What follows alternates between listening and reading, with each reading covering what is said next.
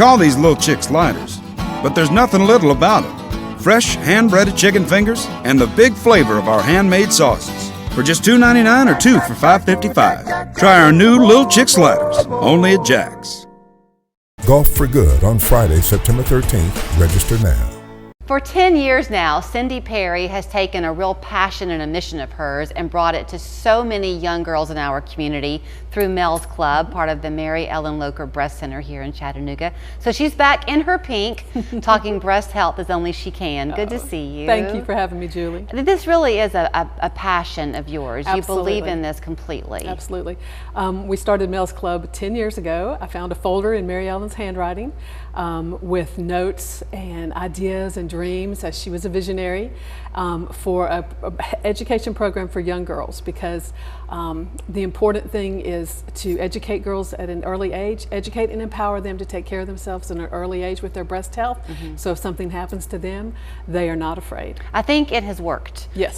Because I have young girls, you know, I have 2 daughters, and they know things that I did not know. Absolutely. When I was their age. There are people who are watching us this morning and they don't know Mary Ellen Locher by name, but she was this beloved human on the air over at Channel 9 and took her story of breast cancer publicly. She did. And bravely, and so all of this is done in her memory. Absolutely. She named the program herself Mel's Club. Mel was her nickname.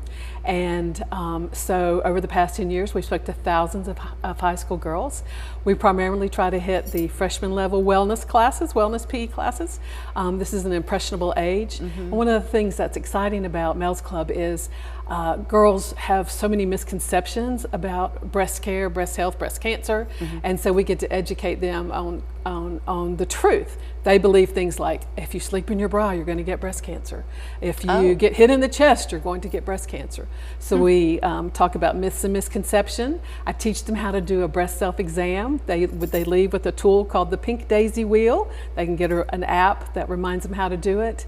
But the most exciting thing is to see the lights go on in their eyes when I walk in, and I've been able to talk with them.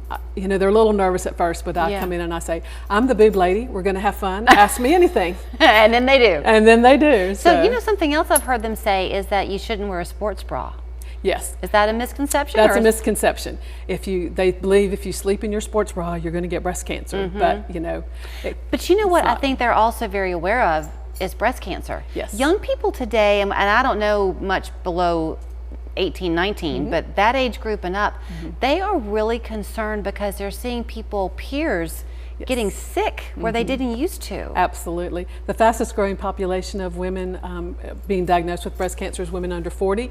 And I realize our audience is teenagers, but there are many, many teenagers across the United States that have been diagnosed. I show them pictures of real life young girls who've been diagnosed as early as 8 years old. Is the youngest diagnosed.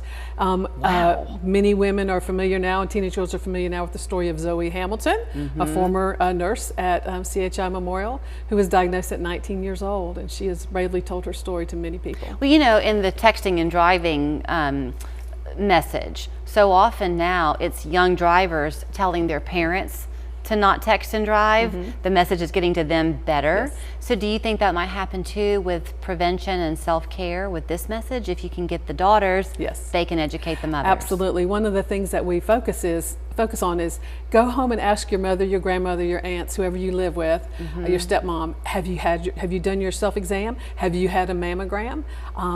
Because you know, opens up conversation and dialogue about something that's very deeply personal for many women. Right. But if you make it an open and honest conversation, it just empowers you both to have better health. I'll tell you what, young people today are very willing to be open and honest in ways that would have made probably most of us blush when we were in the 8th grade. They know an awful lot of stuff. They do. In terms of getting you to these schools and organizations, do they just contact y'all? They can call Brittany Hennessy, the director of the Mary Ellen Locher Breast Center, and the phone number is 495-4603.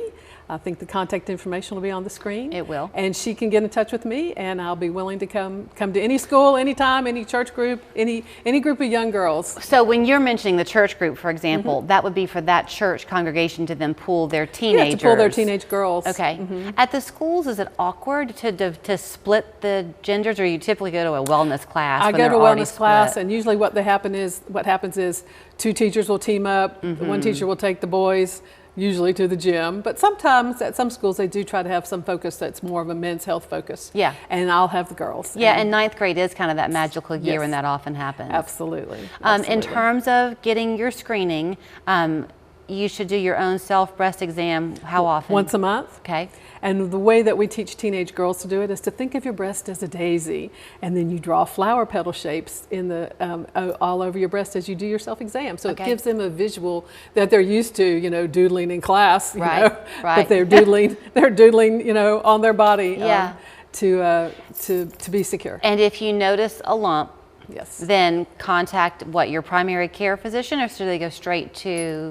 It depends An on, usually, I'll say, tell somebody that you feel confident in sharing this with. Tell your mom, tell your stepmom, tell your youth pastor's wife, tell a teacher you trust at school, and they will help you get the help that you need. But Okay. usually it would be, of course, a visit to the primary care physician first, because as teenage girls, for the most part, I would imagine they're not quite ready for that, Right. that OB/GYN visit yet. And at the church groups, for example, 30 seconds, can you coordinate it where the mobile mammography can come along with you?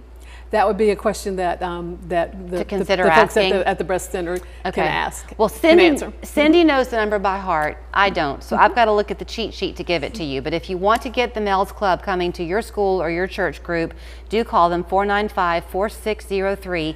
You'll talk to Brittany Hennessy, but it will be the beautiful Cindy Pare coming to educate you and make you feel empowered. 10 Thank you. years. Yes. Happy anniversary. Thank you so much.